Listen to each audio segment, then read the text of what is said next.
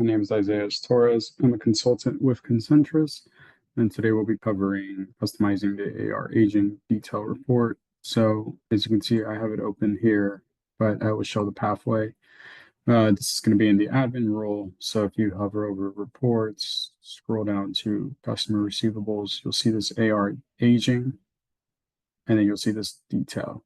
And that is the one I opened here. And as you can see, this is the native report with some native filtering options. If you hit customize, you'll get to see this page here, what allows you to customize the report. Here, it's combining the customer and the transaction type. So if we were to ungroup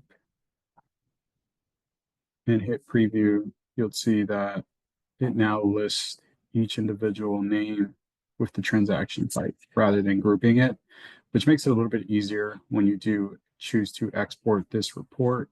I prefer this way versus having to group when exporting, just because this then allows you just to use the native Excel filter on this column and select. So that's one customization. If we go back, you'll see that you can then go into filters, add additional filters as needed. Also with the more options, you can show collapse all or expand all depending on what we're doing. If we had the group function, so if I go back and we group it like this, and we hit collapse all, and we hit preview, you'll see that it is now collapsed and shows you the sum amount versus having it displayed. That way you can choose to, we want to look at skip fire versus having to scroll down to find this customer name with a group or ungrouped function. So this is useful when looking at it within NetSuite itself.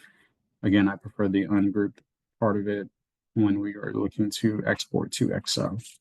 And that's some just common customizations on this report. Thanks.